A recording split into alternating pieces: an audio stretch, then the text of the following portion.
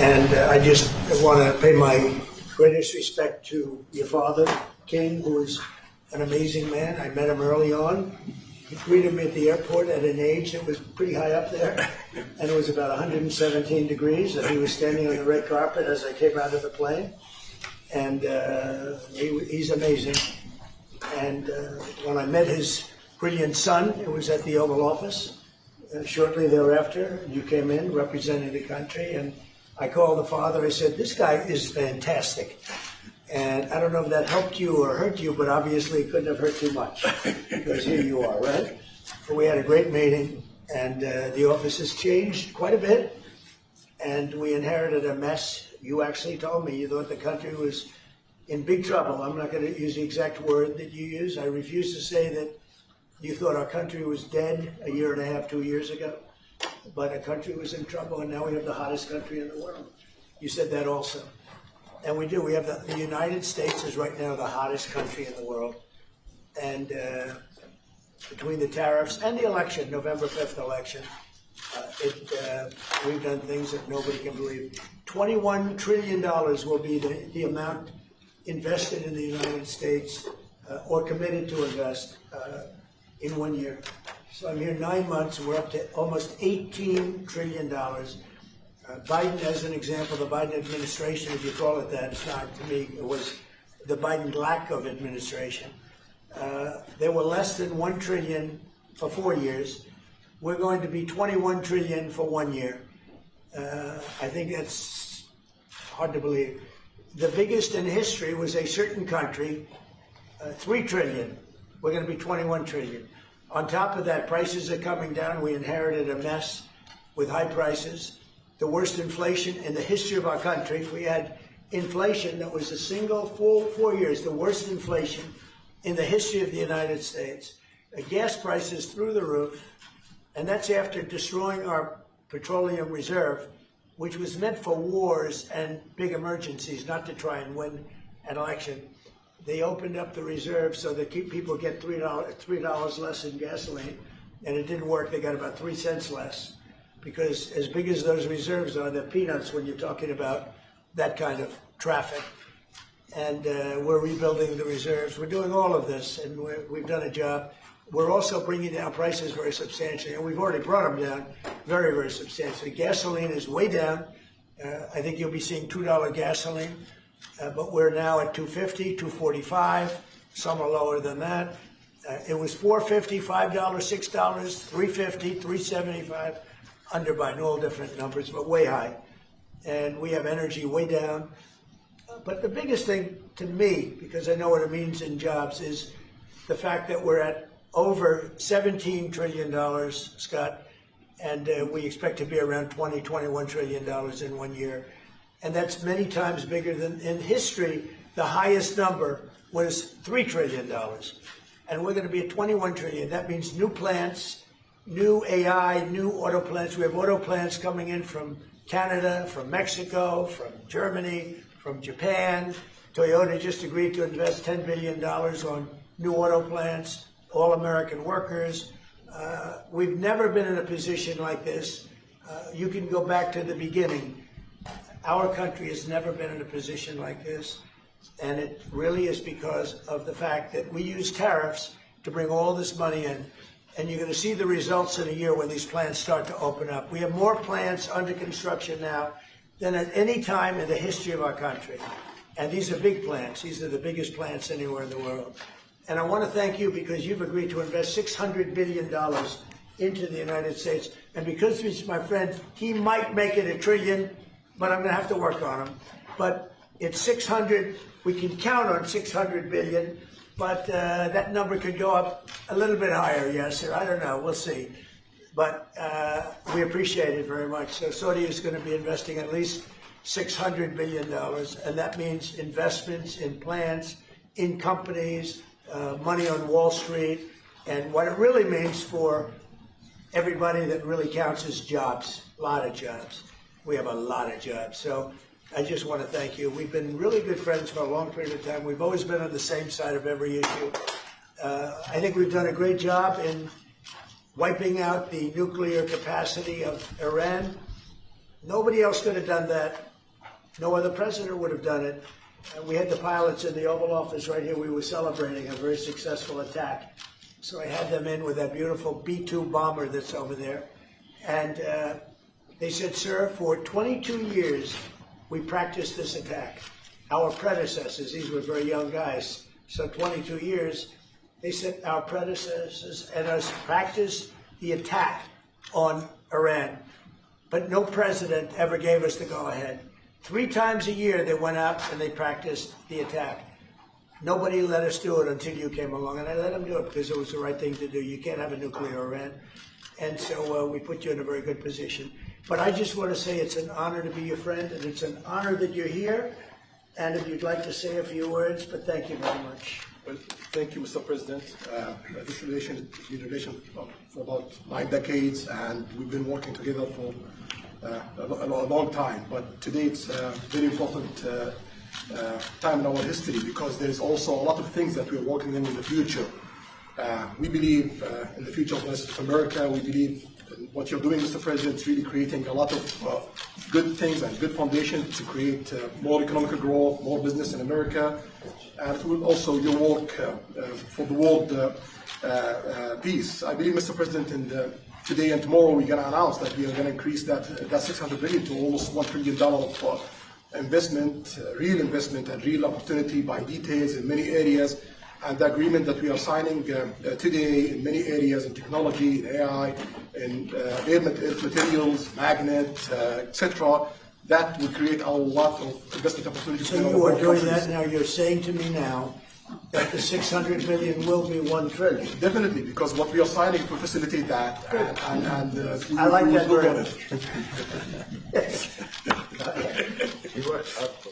No, that's great. I appreciate that. That's great. We're doing numbers that nobody's ever done. And in all fairness, if you didn't see potential in the U.S., you wouldn't be doing it. Definitely. You don't want to lose money. As you said, Mr. President, it's the most hottest country in the planet. But what you're creating is not about opportunity today. It's about also long-term opportunity in South America that will affect American economy positively in the next coming decades, preparing the right foundation of emerging technologies. That's a game changer for America in a good way, and we want to be part of it. Yeah, we're doing really well. And this, you don't see what we're doing so much because we have, although the construction industry sees it. If you look at Caterpillar, who's been incredible, the tractors, everything else, the numbers that we're doing in construction are unbelievable. Some of the plants that we're building, AI, and they're building their own electric with the plant. I gave them the right to build their own electric with the plant because no country, frankly, will have this. China's working very hard to produce enough electric, but we're beating China substantially at AI, which is a big thing. And we had a great meeting 2 weeks ago with President Xi, but on AI, we're doing well. And I have a man, David Rommel. Yes, sir. David, could you say a few words about what you're seeing on the job front and all of the some of the assets, and also how we've been helped by the Saudis in terms of the kind of investment they've made, please. Yeah, most certainly. Thank you for the opportunity. I am a facility leader for GE Vernova, and if you look at the landscape for GE Vernova investment, over $750 million in the U.S. focused on true manufacturing jobs here stateside. We're looking at tripling the output of our Greenville, South Carolina facility, where we make the gas turbines that are supporting U.S. needs as well as the Saudi Arabia needs. Right. So real jobs, $300 million in gas investment, resulting in over 500 pieces of new equipment being installed in the Greenville, South Carolina facility. That translates into roughly 1,800 jobs across the board for GE Vernova as we try to scale capacity to be able to meet this demand. Along with that, we're partnering with local communities to build the skill set that's required to meet these capacity needs. So that talent pipeline is incredibly important. So it's real jobs in the manufacturing space. Well, you've been great, and thank you very much. And we love that state. I won that state by record numbers. I won a lot of states by record. Texas, a lot of them by Indiana. We're working with Indiana or something right now. We won that. We won a lot of them by records, but that was one of them. I want to thank you very much. Say hello to everybody.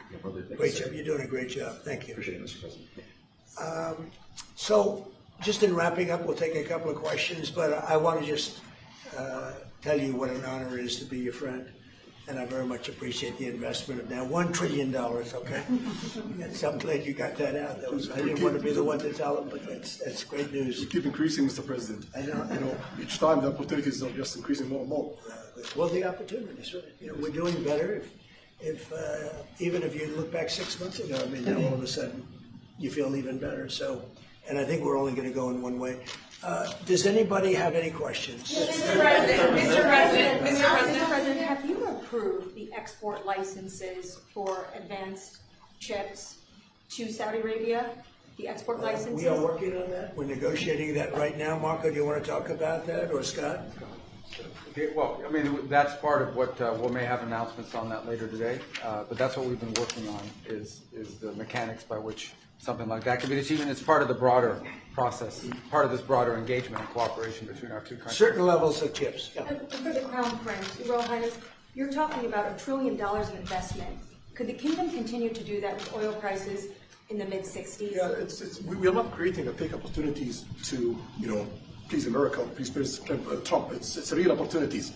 For example, when you ask about the AI and the chips, Saudi Arabia have a huge demand a huge need of computing power, and we're going to spend in the short term around $50 billion by consuming those semiconductors for our needs in Saudi Arabia. And with the agreement that we're going to have with America, that will allow us to focus that consuming power in the short term by $50 billion from the of America, and long term with hundreds of billions of dollars in the long term. So there's a lot of real opportunities that fit to our need in Saudi Arabia and fit to our investment strategy. Mr. President, is it appropriate, Mr. President, for your family to be doing business in Saudi Arabia while you're president? Is that a conflict of interest? And Your Royal Highness, the U.S. intelligence concluded that you orchestrated the brutal murder of a journalist. 9/11 families are furious that you are here in the Oval Office. Who are you with? Why should Americans trust Who are you with? And the same to you, Mr. President. Now, who are you with? I'm with ABC News, sir. You with who? ABC News, sir. Fake news, ABC fake news, one of the But the worst, question is one of the legitimate, worst sir. in the business. But I'll answer your question. Thank you. I have nothing to do with the family business. I have left, and when I've devoted 100% of my energy. What my family does is fine. They do business all over. They've done very little with Saudi Arabia, actually. I'm sure they could do a lot. And anything they've done has been very good. That's what we've done. We've built a tremendous business for a long time. I've been very successful. I decided to leave that success behind and make America very successful. And I've made America more successful by far than it ever was, and that it ever could have been, no matter who was president. There would be nobody bringing in $21 trillion, that I can tell you right now. As far as this gentleman is concerned, he's done a phenomenal job. You're mentioning somebody that was extremely controversial. A lot of people didn't like that gentleman that you're talking about. Whether you like him or didn't like him, things happen. But he knew nothing about it, and we can leave it at that. You don't have to embarrass our guest by asking a question like that. Just ask Mr. President, if you allow me to answer. I feel painful about the families of 9/11 in America, but we have to focus on reality. Reality based on CIA documents and based on a lot of documents that Osama bin Laden used Saudi people at that event for one main purpose, is to destroy this relation, to destroy the American-Saudi relation. That's the purpose of 9/11. So whoever buying that means they are helping Osama bin Laden's purpose of destroying this relation. He knows that strong relation between America and Saudi Arabia is bad for extremism, it's bad for terrorism. And we have to approve him wrong and to build our relation, to continue developing our relation. It's critical in the safety of the world. It's critical against extremism and terrorism. About the journalists, it's really painful to hear, anyone that been losing his life for, no real purpose or nothing illegal way, and it's been painful for us in Saudi Arabia. We've did all the right steps of investigation, etc., in Saudi Arabia, and we've improved our system to be sure that nothing happened like that, and it's painful and it's a huge mistake, and we are doing our best that this doesn't happen again. Mr. President, Thank you, Mr. President. The Crown Prince has been instrumental in helping lifting the sanctions on Syria. That's true. Will there be any joint investment between the U.S. and Syria? And will you visit Damascus? Are you from Syria? No, but Where are you from? I'm from Palestine. Oh, making a lot of progress, huh? Very good. Well, they like me. The Palestinians like me. As well after you, The sir. Palestinians are doing very well, actually. I think we're working very closely with a lot of people that make everybody happy, including Israel, the Palestinians, and everybody. That's very interesting. No, I think that I will tell you, the Crown Prince called me, and he specifically asked me if I would lift the sanctions on Syria, because he wants to see Syria make it. As you know, the leader of Syria was just here. We had a great meeting, and he's a strong guy, and I guess you need a strong person to run it. And I think Syria's made tremendous progress. And we did lift the sanctions at the request of the Crown Prince. Also, the President of Turkey, Erdogan, called me specifically. He said, you know, if you don't lift the sanctions, Syria doesn't have a chance. If you do, they have a very good chance. And between the two of them and some others, I lifted the sanctions.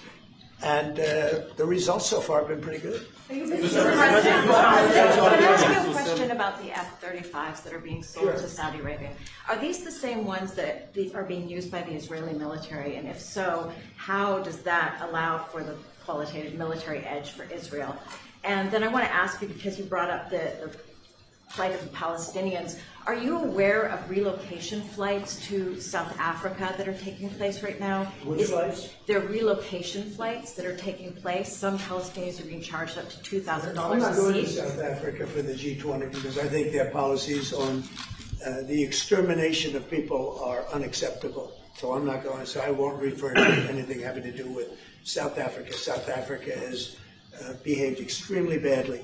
But I will say that when you look at the F-35 and you're asking me, is it the same? I think it's going to be pretty similar, yeah. You know, How will that this affect- is a great ally, and Israel's a great ally. And I know they'd like you to get planes of reduced caliber. I don't think that makes you too happy. They've been a great ally. Israel's been a great ally. And we're looking at that exactly right now. But as far as I'm concerned, I think they are both at a level where they should get top of the line. Yes, please. Can I just ask for the Crown Prince, if I could just ask about the direct talks between That's U.S. all right. Steve, one second. Go ahead. Have you reached an agreement on a U.S.-Saudi defense treaty today? And are you going to bring up the Abraham Accords in your discussion? I already brought them up. What did you say? I think I got a positive response. Would you like to respond? Yeah, so put you on the spot. yeah, so definitely we believe having a good relation with all Middle Eastern countries is a good thing, and we want to be part of the Abraham Accord, but we want also to be sure that we secure a clear path of two-state solution. And today we have a healthy discussion with Mr. President that we're going to work on that to be sure that we can prepare the right situation as soon as possible to have that. I think we're, you know, I don't want to use the word commitment, but we've had a very good talk on the Abraham Accords. We talked about one state, two state. You know, we talked about a lot of things in a short period of time. We'll be discussing it further too. But I think you have a very good feeling toward the Abraham Accords. Yes, definitely, Mr. President. We want peace for the Israelis. We want peace for the Palestinians. We want them to coexist peacefully in the region, and we will do our best to reach that day. And the defense agreement, have you reached an agreement on that? We pretty much have. Question for the Crown Prince, if I could just finish. We have reached agreement on that. Yes. I wanted to ask you about the direct talks between the United States and Iran. Have you been fully briefed on that, and are you concerned at all about how this might impact Saudi security interests? Well, we are close ally. We'll be working closely together on that issue, and we will do our best to help to reach a deal between the rest of America and Iran. And we believe it's good for Iran's future to have a good deal that will satisfy the region and the world and the rest of America. So we will do our best to see that day happen. And by the way, Iran does want to make a deal. I can say I think they very badly want to make a deal. I am totally open to it, and we're talking to them, and we start a process.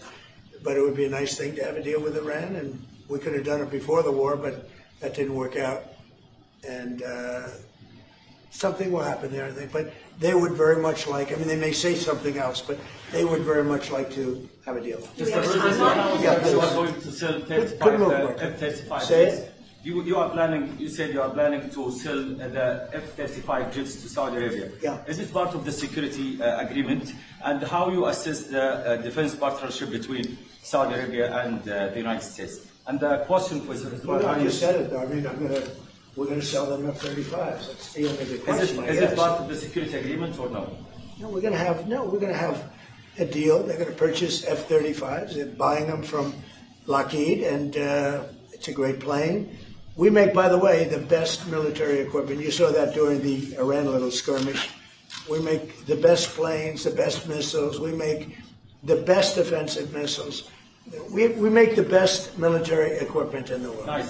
For His Royal Highness, I'd like to ask about how you see the cooperation between the United States and Saudi Arabia in the advanced technological field, especially AI, and how it will support Saudi Arabia to serve its goals to achieve the vision of 2030. Well, I will try to answer that in short, but definitely there's a lot of interest in many industries between Saudi Arabia and America, and we are signing a lot of agreements in different areas that will really add value to American economy, but also will add value to us in Saudi Arabia. And AI, it's critical for us because one of long-term problems that we could have is lack of workforce. As you've seen in the past few years, some of them have reached 30% of the global migration to Saudi Arabia.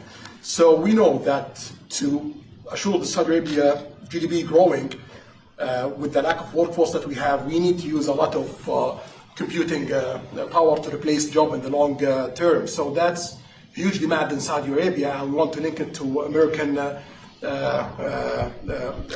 private sectors and getting the supply from America. So there's a lot of opportunities in that area. And we're also involved in AI in Saudi Arabia. So we're working, and we're leading by a lot on AI. Actually, a lot. China would be in second place, but we're leading by a lot. And I have to say this, and our relationship with China has been very good. And as far as buying our farm products, they're pretty much on schedule, Scott. I'd like you to call them, say if they could speed it up. Sure. Okay, but they're pretty much on schedule. President, please. I may have a question for both the Crown Prince and Who are you? Where are you from? Faisal Abbas from Arab News, Saudi Arabia, Your Excellency. You should be a friendly question. Your Royal Highness, just picking up on something you just mentioned about how some people try to destroy the relationship between Saudi Arabia and the United States. Perhaps, since the launch of the vision, we've been used to having the bigger picture and that everything fits into the bigger picture.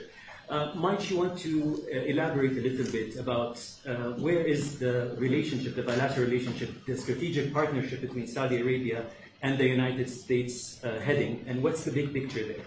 Well, I don't think it's a relation that we can replace it from the Saudi side or the American side. It's a critical relationship for our political attempt, for our economical attempt, for our security, for our military, for many things. And it has been there for 9 decades, and the opportunities that we have today, it's huge, and seems that it's going to get deeper in the next few decades. And what we are having today and tomorrow with President Trump, it's really a huge new chapter in this relation that will add value to both of us. When you think about it, I'm just sitting here. You're with the future king, a man who's respected by everybody, a man that doesn't have to be doing this, really. I don't have to be doing it either. And yet we're sitting here taking questions, we didn't say, oh, you can't talk about this thing.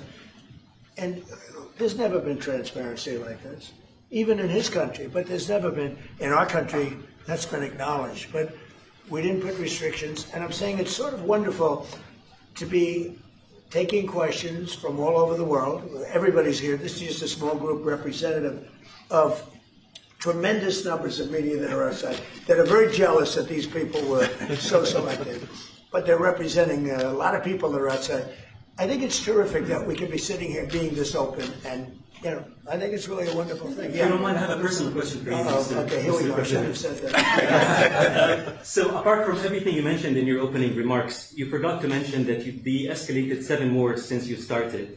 At least in our part of the world, you are seen as a peacemaker. And adding that to all the executive orders and everything else you've mentioned, I really have to wonder, in your speech in Saudi Arabia, I was there, you said that His Royal Highness does not sleep at night thinking how he does things better. We wonder in Saudi Arabia, how do you manage your own time, and what's your formula for managing? He does not sleep much, and I don't sleep much. I think we have the same schedule. We're thinking about our countries. And if you sleep a lot and you're president, we just had one that slept more than any president. He broke every record. He sleeps all the time, during the day, during the night, on the beach. The only guy could fall asleep on the beach with the press watching. No, he's not a sleeper. I'm not a sleeper. We don't. We talk at night. We can talk. I can call him almost any time. He goes, hi, how you doing? It's like the craziest times. But no, when you love your job, when you love your country, and when you're in a position like we are, future king, highly respected, crown prince, and in my case, president, you're thinking about your country. You're thinking about making America great again. We're thinking about keeping Saudi Arabia strong and vital and in a pretty tough part of the world, tricky part, right? Tricky part, a lot of tricky people. But he thinks about his country and I think about my country. I don't want to sleep. President Trump, do you expect a formal civil nuclear deal to be reached soon? Can you talk to us about that aspect? With who? With Saudi Arabia. I can see that happening. Do you think that an agreement will happen today? It's not urgent. You know, it's always when you have civil nuclear, but you have more oil than almost anybody else. We actually have more oil and gas than they do, but I refuse to say that. We have more than. We have more than anybody. Can you imagine? And on the F-35s, are those sales? Israel have reportedly wanted those sales to be conditioned on Saudi Arabia moving to normalized Israel will be happy. Israel's going to be happy. Condition of the F-35 Israel's sales? aware, and they're going to be very happy. Okay? Okay. Yeah, please. Hello. Hi, hello. My name is Ahmed Hazani from Sharq al-Awsat newspaper, from Riyadh. Good. I have a question for the Crown Prince and for you, Mr. President. Crown Prince of Saudi Arabia, how much you expected from developing the cooperation with the United States in the field of new energy, AI, supply chain? How much you expected from that? No limit. We just continue pushing forward. There's no limit. So we just push forward for all the opportunities that we have. Okay, Mr. President. This is, you have to understand, this is really a great ally. Yeah. Just the fact that they're now doing, I came in here at 6, I did not know that. I was pushing for the 1 trillion, but he didn't tell me that. Now he told me. This is a great ally of ours. You know, when you invest $1 trillion, that's national security for us too, because it creates jobs, it creates a lot of things. And I would say, Scott, right, when you hear one country is putting $1 trillion into the United States, that creates national security. And, you know, I think that they don't have to say that, but I think a big part of that is also the fact that tariffs are in play.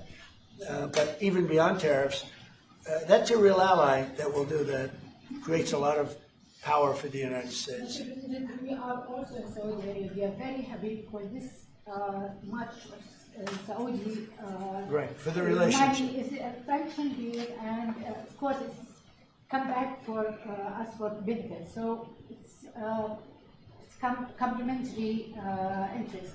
So this is the what different friends and ally do. Well, look, I love the country of Saudi Arabia. I know the people very well. The level of treatment that we go when we go to Saudi Arabia is something that is incredible. And the people like us, and I think they really like America, especially when I'm president. I mean, I don't think they liked America so much maybe for 4 years recently. I think Obama treated Saudi Arabia very, very badly, as you know. And I think Biden didn't have any idea where the hell he was. I don't think Biden knew the difference. How would you describe the future relationship with Saudi Arabia? I mean, from the strategic aspects. How would I say the relationship is with? Yeah, and the level of economic. I would say top of the line. It's as good as it can. I don't think it can get much better. We have a country that trusts us, and that's why they make that investment. If they didn't trust us, they couldn't make that investment. And we trust them. They've been very reliable. Now I rebuilt our military in my first term. And we spent trillions of dollars, and we gave away some of it in Afghanistan stupidly because we had stupid people running our country. But we gave away. But that's, as much as it was, it's a tiny fraction of what we put here. And we're bringing our military to a new level, the highest level ever. We have those plants are going out, and again, it's all American jobs and everything, so it's good for a lot of reasons. But as far as Saudi is concerned, No, I don't think our relationship could be better. I don't think they had a great relationship under Biden, and I don't think they had a great relationship under Obama. But they have a great relationship under Trump. When we did the presidential Walk of Fame, you saw that, right? And we're walking, and I asked the Crown Prince, so outside of Trump, because I blow everyone away, who was the best president for Saudi Arabia? And you could, maybe it's an interesting answer. I don't know. Roosevelt, who started it, President Democrat, and Reagan is one of the historical presidents that have close ties with Saudi Arabia. But we've worked with all presidents. Does Trump blow them all away? It's not about me, Mr. President. And Trump doesn't give a fist pump. I grabbed that hand. I don't give a hell where that hand's been. I grabbed that hand. Remember Biden? He travels for 20 hours, gets out, and he gives a fist pump. No. When you get out of the plane, and you got the future king and the man who's one of the most respected people in the world, you shake his hand. You don't give him a fist pump, right? We don't want to ask you about that, but I can't imagine you were thrilled. You were like a little bit surprised. He's a fantastic guy. You don't do that. Yeah, please. We're getting closer to the end of the year. Have you started the interviews for the Fed chair? Yes. Who have you interviewed? I think I already know my choice. Who is it? Well, I liked him, but he's not going to take the job. He refused. You like Treasury better, right? Much better, sir. So we are talking to various people, and frankly, I'd love to get the guy currently in there out right now. But people are holding me back. He's done a terrible job, hurting housing a little bit. The truth is, we've been so successful, we've blown past his interest rate stupidity. He's been wrong. That's why I call him too late. He's too late. Jerome Too Late Powell. He was recommended to me by a guy that made a bad choice. And it's too bad. But despite that, it's having very little impact because we have all of these things happening. But it has an impact on housing to a certain extent. He's a fool. He's a stupid man. But we have some very good people. Yes, sir. You'll be sitting down with them in the near future, and we have some surprising names, and we have some standard names that everybody's talking about. And we may go the standard way. It's nice to every once in a while go politically correct. But we have some great names. Steve, have you talked to President Maduro of Venezuela yet? Are you still open to that? He wants to talk. Yes, sir. Yeah, I'm open to talk. I talk to everybody. But no, he wants to. They treated us very badly. They sent all of their prison population into the United States, and we're getting them out rapidly. But he sent all of his, and he sends drugs into the United States and other things. No, he treated us badly. He was dealing with a bad president, and he was able to get away. We have now, I think we have the strongest borders anywhere in the world. Nobody's coming in unless they come in legally. We've taken very weak borders where millions of people came in. For the last 6 months, I don't do these reports. They say 0 people have been able to come in. Is that pretty good? I don't know if that number's right, but it's pretty good. Mr. President, why wait for Congress to release the Epstein files? Why not just do it now? It's not the question that I mind, it's your attitude. I think you are a terrible reporter. It's the way you ask these questions. You start off with a man who's highly respected, asking him a horrible, insubordinate, and just a terrible question. And you could even ask that same exact question nicely. You're all psyched up. Somebody psychs you over at ABC. They're going to psych it. You're a terrible person and a terrible reporter. As far as the Epstein files I have nothing to do with Jeffrey Epstein. I threw him out of my club many years ago because I thought he was a sick pervert. And I guess I turned out to be right. But you know who does have? Bill Clinton, Larry Summers, who ran Harvard, was with him every single night, every single weekend. They lived together. They went to his island many times. I never did.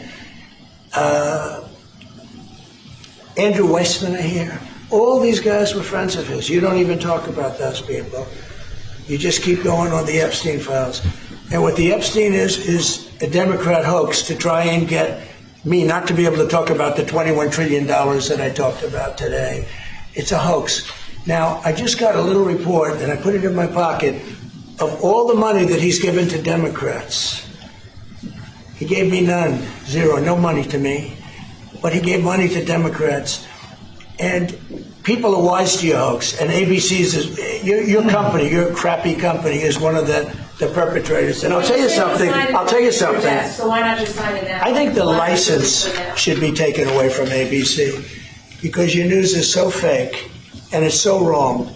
And we have a great commissioner, chairman, who should look at that, because I think when you come in and when you're 97% negative to Trump and then Trump wins the election in a landslide, that means obviously your news is not credible and you're not credible as a reporter. So I've answered your question. You should go and look at the Democrats who received money from Epstein, who spent their time.